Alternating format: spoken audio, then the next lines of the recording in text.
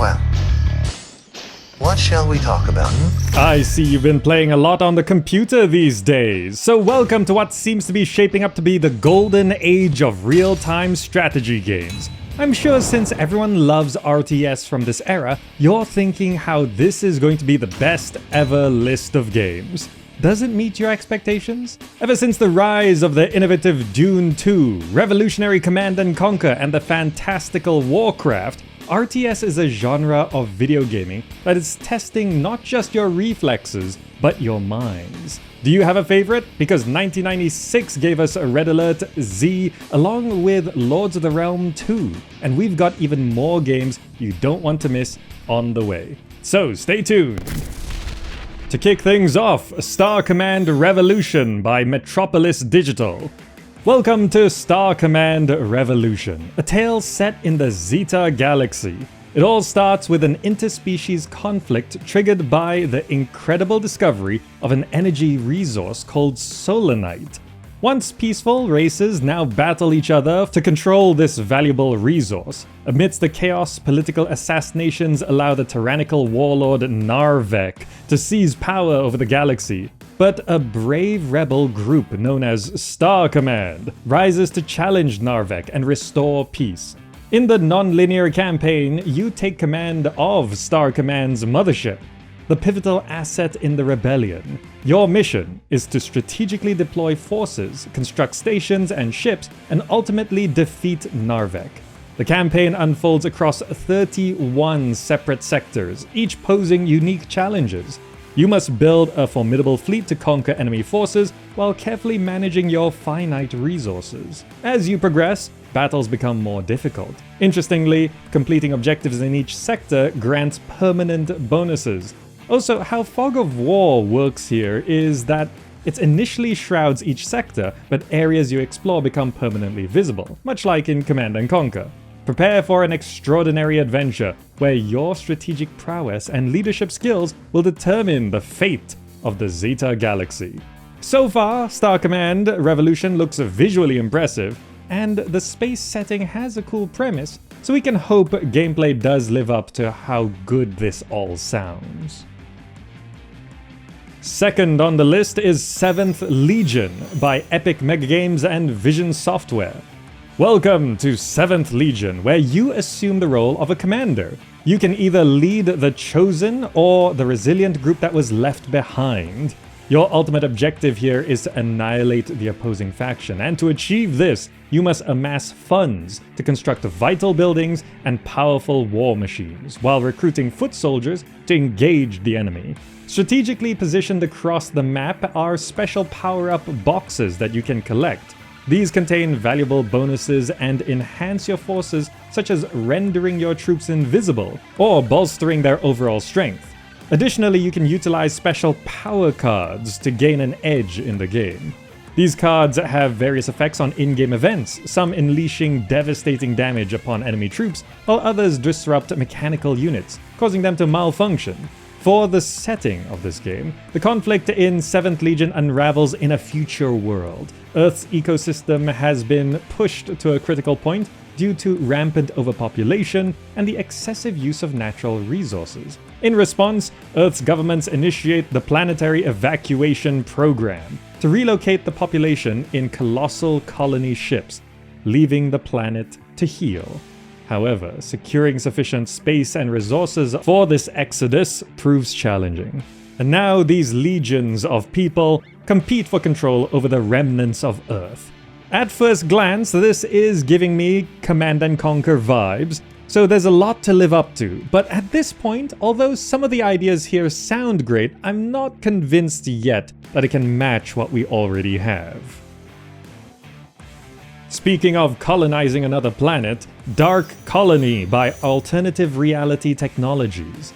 In the year 2137, this game unfolds on a fictional Mars colony known as the Dark Colony.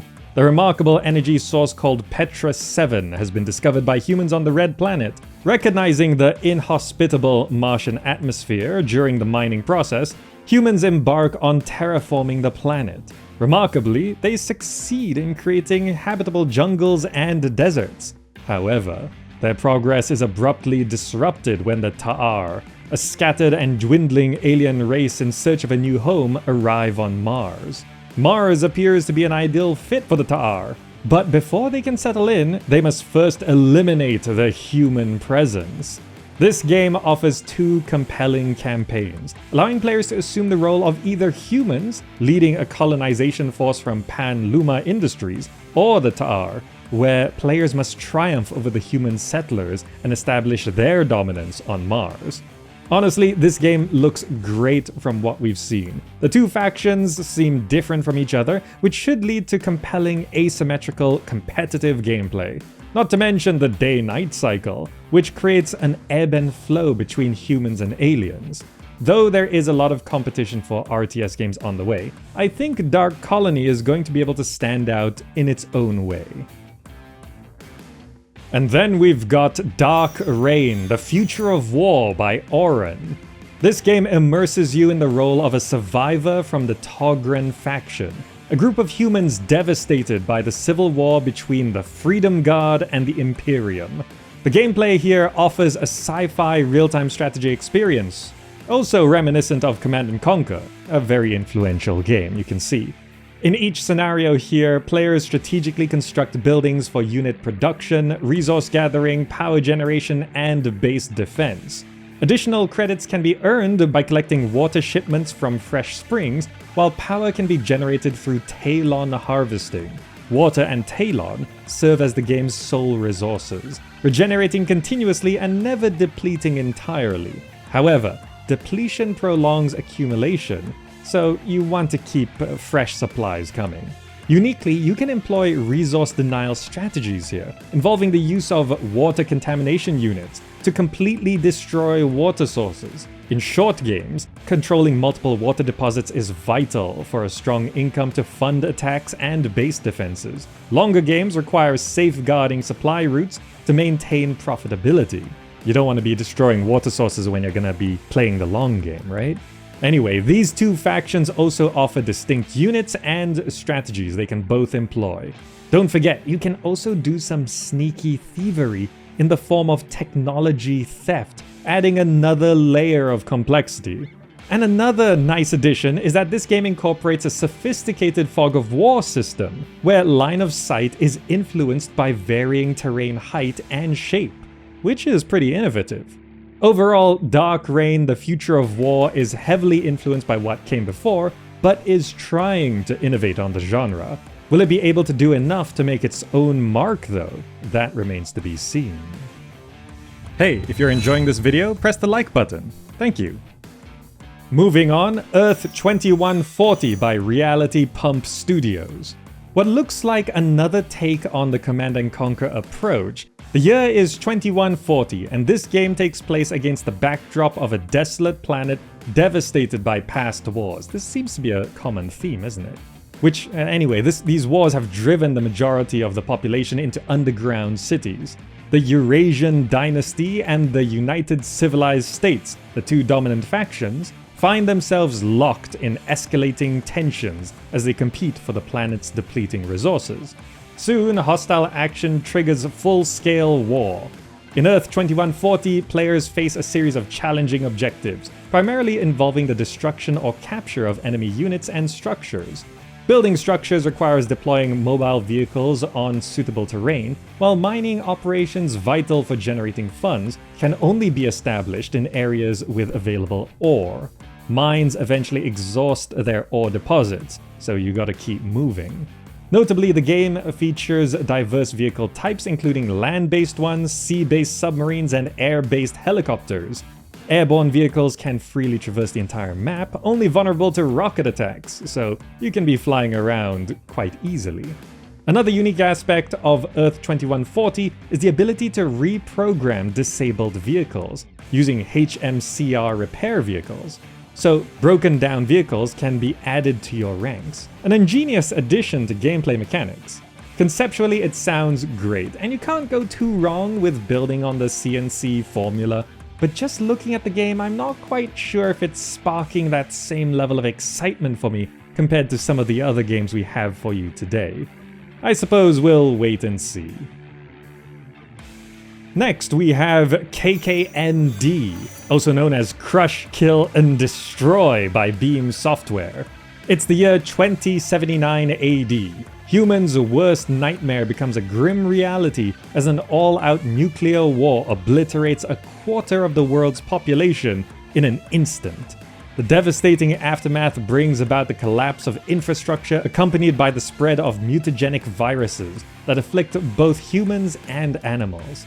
The survivors of this catastrophic event, conveniently named the Survivors, seek refuge underground, while those exposed to the viruses and nuclear fallout undergo mutations and become known as the Evolved. After a few decades, the two factions engage in relentless battles. This RTS is about the struggle for control over scarce natural resources, again, and players assume the role of either the human survivors or the mutant Evolved, in a single-player campaign featuring 15 missions for each faction.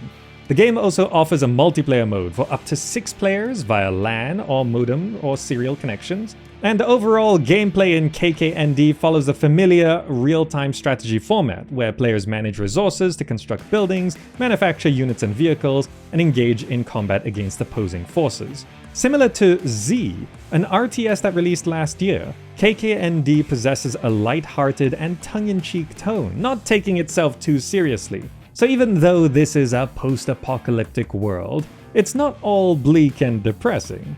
Initial looks make it seem pretty straightforward, so we'll see how Crush, Kill, and Destroy builds up by release. For another post-apocalyptic RTS, it's Tribal Rage by Disintegrator. This game is set in California, Earth, in the distant year of 2030, where the ravages of war, famine, and plague have fragmented society into 6 distinct tribes, each vying for dominance over the remaining post-apocalyptic wastelands. Now, I love these factions. They're the Bikers, Cyborgs, Enforcers, Amazons, Death Cultists, and Trailer Trash. These are among the factions you can play, which is a lot of variety and uniqueness to choose from. The primary objective here is to construct a formidable base and gather resources to finance the production of units. Victory is achieved by annihilating the opposing faction's base and eliminating their units. What's more fascinating is that this game provides an in-game editor that enables players to design their own warriors, scenarios, and vehicles. So if you're the creative sort, you'll be able to make modifications to the game itself, something we haven't really seen much of before. At a glance, it does seem like it's kind of inspired by Command & Conquer, but it's a very different flavor. Prepare to engage in fierce tactical warfare and strategic decision-making as you contend for supremacy in the desolate future of Tribal Rage. For a sequel that's different from its predecessor, Outpost 2 Divided Destiny by Dynamics. The first Outpost game was more of a city-building simulation game where you had to keep your colonists alive. If you're looking for more of that, you're not quite going to get it here because this sequel has gone very RTS, but still remembers its past. A colossal asteroid named Vulcan's Hammer triggers a cataclysmic event on Earth, leading a small group of engineers and scientists to seek refuge aboard a starship. After countless centuries, the ship's dwindling supplies force the AI to awaken the captain and select colonists. Their mission? To find the most habitable planet within reach, even if it poses challenges to human survival. However, distinct from conventional real-time strategy games, Outpost 2 prioritizes the management of the colony over outright destruction of enemies. There are 2 factions. Eden boasts advanced research and military focused on sheer force, while Plymouth maintains stable morale and a military oriented towards speed and cunning. While units and buildings on both sides serve similar functions, each faction possesses unique designs and exclusive units, or at least slightly modified versions of their counterparts. Maintaining optimal morale becomes crucial for the colony's success, so you can see how some of that old city-building simulation survival maintains itself here. There is a campaign mode boasting 24 scripted missions, Or you can battle it out in multiplayer mode, where 2 to 6 players engage in direct military confrontations. Being a mix of colony survival and RTS makes Outpost 2 a unique entry on the list, which could be its strength, or its downfall if it ends up kind of just a mishmash of other games. One with a long title, Dominion Storm over Gift 3 by Ion Storm and 7th Level. A military science fiction real-time strategy video game set on the fictional planet of Gift 3, hence the kind of a weird name. In this war-torn world, 4 distinct races, the Scorps, Darkans, Mercs, and Humans, clash for dominance. Each race possesses a unique weapon type. The staples of the genre are here, so base building, resource collection, and unit management, and the game features 12 missions for each race, so there's plenty of gameplay to be had. And things will get harder and harder as you play through them. Mission objectives range from recapturing fallen bases and rescuing imprisoned leaders to eliminating the enemy entirely. This game also boasts an 8-player multiplayer mode. Of course, it's hard in this genre to not be inspired by Command & Conquer, as we've seen, so you can see similarities to that here as well. But Dominion Storm over Gift 3 does look and seem to play quite differently. Generally speaking, the game's graphics look great and might be a cool iteration on what we already have, though it remains to be seen if it will all actually surpass what exists. Either way though, it's probably one to give a try if you're a real-time strategy fan, which if you're here, you probably are. For more modern warfare, it's War Inc. by Optic Software. Here we have a groundbreaking real-time strategy game that takes players into the heart of modern warfare. Command an arsenal of tanks, infantry, and air units, all while engaging in intense battles across a variety of meticulously designed maps. Strategically manage resources, research advanced technologies, and outmaneuver your rivals to conquer the battlefield. This RTS has some very interesting ideas. Namely, there's kind of a stock market mechanic, and you're not limited to building fixed units. You can customize your units as you see fit. We've seen unit customization before in slower games like Master of Orion, and there's a couple other RTSs here which allows some modifications to your units. But this is full-on customization, and it means success on the battlefield won't just be about who has how many units or who has the most upgrades, but also how clever you are at designing the units themselves. Will that make things too complicated, or will it be just what the genre needs? Many of these games do seem torn between living up to expectations while simultaneously pushing new boundaries. Time will tell whether War Inc. will be up to the task. Next up, Extreme Tactics by Media Station. A game that sinks players into the heart of modern warfare and strategic combat. Assume the role of a tactical commander, tasked with navigating intense battlefields and making critical decisions to secure victory. Choose from a diverse range of military units, including infantry, tanks, helicopters, and fighter jets, each with unique strengths and capabilities as you deploy your forces strategically, exploiting terrain and cover to gain the upper hand against your adversaries. Your battles will take place in varied environments, including deserts, jungles, and urban landscapes, meaning you'll have to adapt your tactics to different scenarios and weather conditions. Construct and fortify your bases, establish vital supply lines, and expand your resource collection. You'll be able to challenge yourself in a single-player campaign, navigating a web of political intrigue and military conflicts. Alternatively, test your skills against your friends in exhilarating multiplayer matches. Extreme Tactics is promising to give us the essence of fast-paced real-time strategy, but it's hard to judge it so early. Graphically, it does look rougher than many of the other games on this list, but there are some interesting ideas and designs. I guess we'll have to wait and see with this one. Then, Conquest Earth by Data Design Interactive. Presenting an epic tale of a futuristic conflict between humanity and the Jovians, the gaseous inhabitants of Jupiter. In this captivating game, players have the choice to assume the roles of either faction, each possessing distinct designs and tactical approaches for both offense and defense. The Jovians must overcome the Earth's obstructing atmosphere by utilizing specialized troops, while humans grapple with the challenges presented by Jupiter's sulfur shrouds. The innovative waypoints system enables you to assign multiple location directions to units, allowing your units to follow designated paths rather than only going to a single destination, a revolutionary idea. Also, visuals here have been enhanced through the implementation of direct draw for terrain and unit graphics, which does bring a new feel to the graphics compared to many other games we've seen. Not to mention real-time stereo distancing for immersive sound effects. This game is truly going all out when it comes to immersing the player. You can also engage in battles using a custom view system that enables picture-in-picture functionality, granting you the ability to observe 3 locations simultaneously. With all these amazing and new ideas, could Conquest Earth be the future of RTS? Video game players are always hungry for new things, so they don't get bored, so this game should be a hit if everything comes together as planned. And then we have Enemy Nations by Windward Studios. What's this? A more realistic looking transport tycoon, but with real-time strategy gameplay? Let's have a closer look. In this game, the discovery of the hyperspace drive sparks a frenzied race for colonization among Earth's governments, only to realize that habitable planets are either home to sentient species or inhabited by early evolved creatures.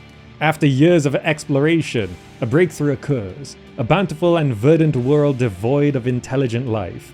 However, every alien species covets this planet, setting the stage for a colossal galactic war.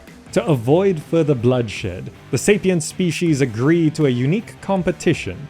Each will dispatch a rocket ship carrying predetermined size, mass, and equipment, along with personnel and materials to establish a city on the new planet. The base cities will then engage in conflict, uninterrupted from outer space, with the victorious race claiming ownership of the planet.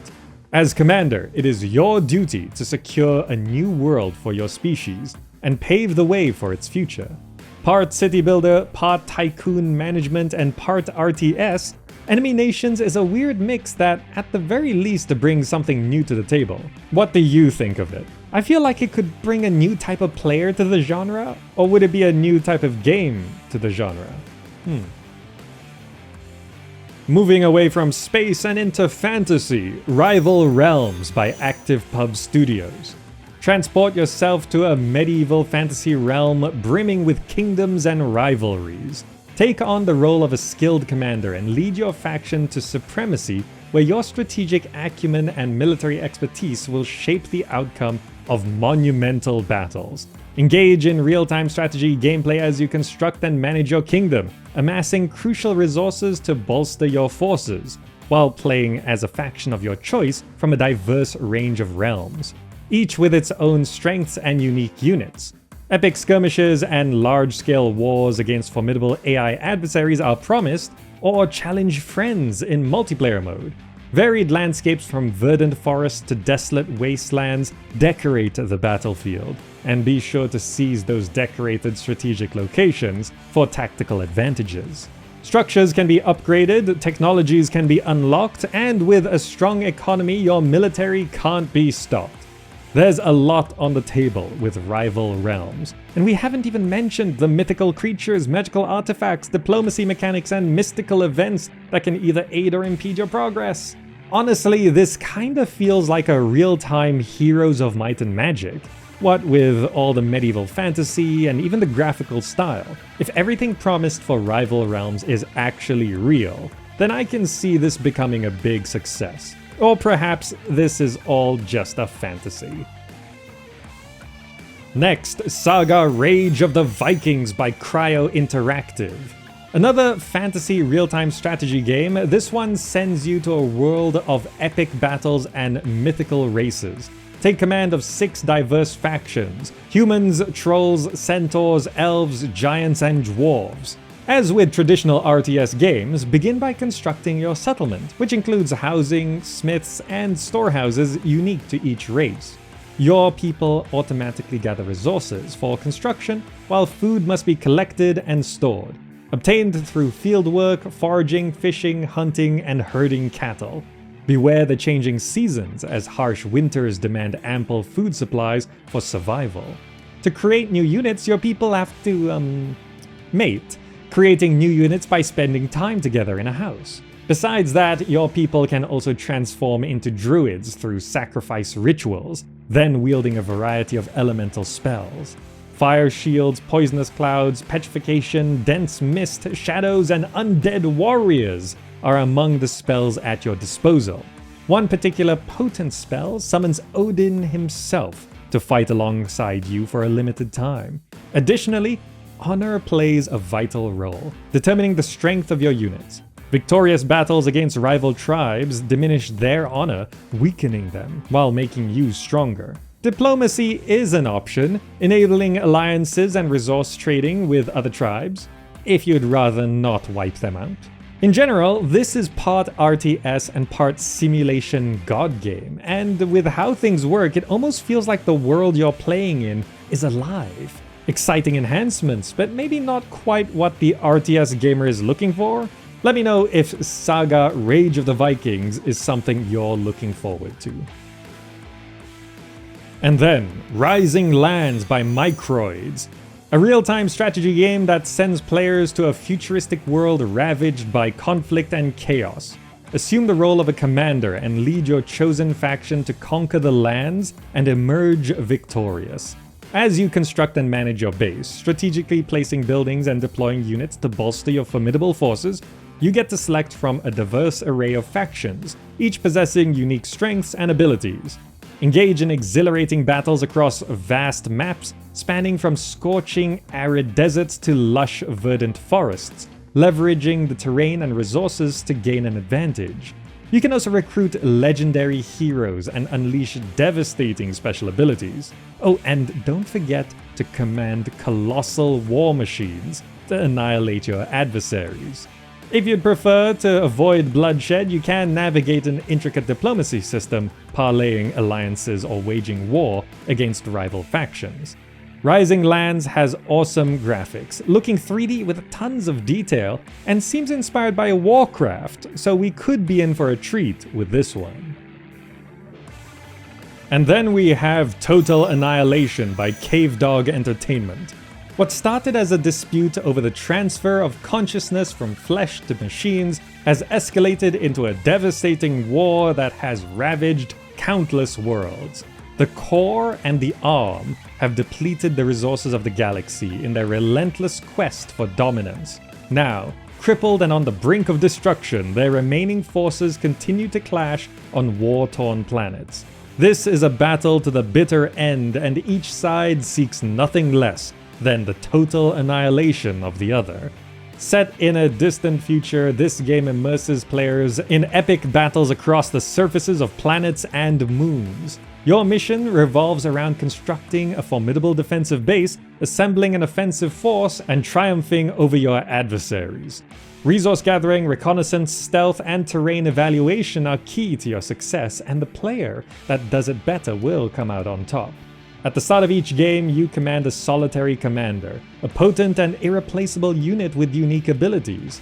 Accumulate metal and energy, then seek out your enemy to destroy them. The really exciting thing here is that this game has a physics engine governing projectiles, explosions, and wreckage, and the terrain with dynamic 3D properties. We have not really seen stuff like that before. This makes gameplay completely different from what you might expect in something like Command & Conquer, and you might be surprised to see your units move up and down cliffs to gain actual advantages. Total Annihilation is a very promising title that looks great too, so I can't wait to get my hands on this one. For even more innovation, Dominant Species by Red Storm Entertainment. Excitingly, this is one of the few fully 3D RTS games that are on the way, pioneering what is likely the future of video game graphics. In this game, players assume the role of a Mind Lord, tasked with controlling the planet Mur and waging relentless battle for the coveted resource known as Anima. The single-player campaign serves as a tutorial, pitting the player against roaming creatures while guiding their hive to rescue comrades and thwart invading human armies. Dominant Species adheres to the conventions of traditional real-time strategy games, featuring resource gathering, bioengineered unit production, a single-player campaign, and multiplayer mode. The focus lies on strategic unit tactics rather than extensive base construction, so your direct control is going to be important to your success. Being fully 3D, even being able to rotate your camera around to see all angles, you gotta make sure you don't get lost yourself on these alien worlds. With visually appealing and strategically significant terrain, fluid unit movement, and a touch of humor, Dominant Species is shaping up into something that could change the essence of real-time strategy games to come, although its long-term appeal beyond a quirky novelty remains uncertain. For a very different game in an established series, we've got Populous: The Beginning by Bullfrog Productions.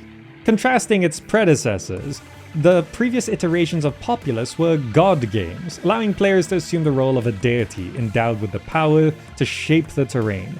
However, Populous: The Beginning introduces elements of real-time strategy games into the mix.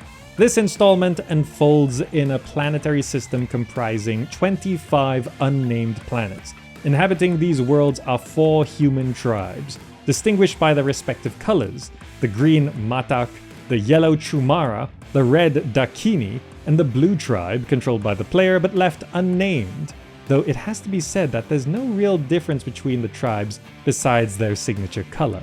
Typically, the tribes exhibit hostility towards one another, although the occasional alliance does emerge. Each tribe is governed by a single shaman, who can cast powerful and devastating spells. Guiding the shaman, the player aims to ascend to the status of deity, a feat achievable only by vanquishing all adversaries within the system and attaining omnipotence. Through the game, you have to harvest trees that actually regrow. You learn new spells to destroy your opponents, and most impressively, change the fully 3D terrain how you see fit. Plus, there will be plenty of gameplay through the extensive single-player campaign, along with competitive multiplayer. Although the game isn't fully 3D, it looks mystical and wondrous, so personally, I'm very excited to jump into these many worlds and begin reshaping them in my image. Going a bit more historical, Age of Empires by Ensemble Studios. Billed as a fusion of Civilization and Warcraft, Age of Empires thrusts players into the task of cultivating a civilization, starting from a mere band of hunter-gatherers and evolving into a sprawling empire of the Iron Age. To secure triumph, meticulous resource management is vital, so you can train new units, build structures, and advance technologies. Though unlike Populous, these resources won't regrow, so the whole time you're competing for limited stuff on the map. There are 12 available civilizations, each endowed with unique attributes, encompassing distinct technologies and units as well. So importantly, no civilization can unlock the complete spectrum of technologies. The game's essence lies in the progression through 4 ages: the Stone Age, the Tool Age, the Bronze Age, and the Iron Age, which is where you take your civilization to the next level and maybe get an edge up on the competition. A real-time civilization does sound exciting, all things considered. Now, I think it has to be said that the graphics for Age of Empires looks so good. Better than almost anything else we've seen on the horizon, and it just looks like a gem of a game. As long as gameplay matches how good it looks, I think we could have a winner on our hands. And then we have WarBreeds by Red Orb Entertainment. WarBreeds offers a blend of skirmishes, multiplayer mayhem, and thrilling campaigns. This real-time strategy features 4 playable factions as the campaign unfolds, and each species possesses a variant of the Shaman class, responsible for constructing and cultivating crops along with 4 specialized units to differentiate them from each other. WarBreeds presents a unique take on units and building construction, diverging from the traditional RTS games. While players can create a multitude of units and structures, they must harvest power from spore pods, limiting the number of structures that can be erected. Resources, instead of being gathered by units, are harvested by buildings at a steady rate, determined by the resource abundance within their vicinity, which is a novel divergence from the norm and makes things a bit less micro-intensive. This does leave room for something new though. The game introduces a fascinating gameplay mechanic centered around DNA collection from fallen enemies, granting access to their technologies. Meanwhile, on the graphics, it does look decent, but compared to adjacent games on this list, perhaps a little rough. At least at a glance, WarBreeds visually looks up to today's standards, but perhaps not tomorrow's. What do you think? And then a step back into the beginning of RTS, Dune 2000 by Intelligent Games. This is essentially a remake of the first game to ever call itself an RTS, Dune 2. This time we have what looks to be the same game but with stunning graphics, modernized controls, and of course, as is a signature of Westwood games, full motion video acting with actors taking the roles of iconic Dune characters. The Emperor has thrown down the gauntlet, declaring that the house capable of producing the most spice will seize control of Dune, the desert planet, and its invaluable resource. As in Dune 2, the three primary playable factions are House Atreides, House Harkonnen, and House Ordos. The player assumes command of one of the three houses and embarks on a fierce struggle for control over the melange spice on the planet Arrakis. Harvesting spice generates Solaris, the in-game currency, which is then used to construct units and bolster the player's forces. So obviously Westwood made Command & Conquer based on Dune 2, and Dune 2000 continues that style. But it is definitely an advancement from Dune 2 for sure. Each house also boasts a variety of units, including infantry and vehicles like the Atreides Sonic Tank, the Ordos Deviator, and the Harkonnen Devastator. Westwood's signature feature of capturing enemy buildings to gain access to special units is also present. Overall, this looks amazing, visually and gameplay-wise, and it's going to be an exciting return to Arrakis, and I can't wait to start sucking up all that spice. Ultimately, there's StarCraft by Blizzard Entertainment. The creators of the iconic Warcraft RTS games are back, but this time they're taking the fantasy to space. Taking place in a futuristic universe, StarCraft sets the stage with an Earth plagued by overpopulation in the early 24th century. Criminals, cybernetically enhanced beings, and genetic mutants have been banished to establish colonies in the farthest reaches of the galaxy.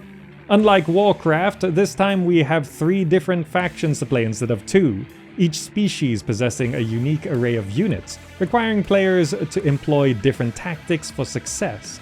And they do look very different from each other. The Protoss, psionic and technologically advanced, wield powerful units with energy shields and warp capabilities. However, their units are costly and time-consuming to produce, so quality over quantity. The Zerg, insectoid creatures, rely on organic units and structures that can be swiftly and inexpensively created, but are weaker, relying on overwhelming numbers and speed. Finally, the Terrans, who are the humans, strike a balance, boasting versatile units and employing ballistic military technologies, such as tanks and nuclear weapons. Despite their differences, each species is meant to be balanced when pit against each other, which is going to be a difficult challenge, and we'll see if they can pull that off. Meanwhile, the single-player campaign encompasses 30 missions, with each race having 10 dedicated missions to experience an epic, storied campaign. Plus, there will be competitive multiplayer. So there should be plenty of gameplay for the avid real-time strategy gamer. What a couple years we have ahead of us for the RTS genre. They all look so good, I can't wait to get my hands on them. So those are the good old days of RTS. The era where every real-time strategy game was supposed to be good, innovative, and original. Well, that's what people keep telling me anyway, whenever I show off new RTS games. I was very much alive and gaming in the late 90s. There were good games, of course, but there were a lot of bad, derivative, unoriginal creations as well. Thinking back and actually looking back, gaming then wasn't necessarily better than today. Lots of things are bad in gaming today, but at least you know there is so much coverage to the point where you can see exactly what a game is before buying it. You can know whether a game is going to be good or not. Unlike the 90s, where we got what we got and put up with it because there wasn't anything better.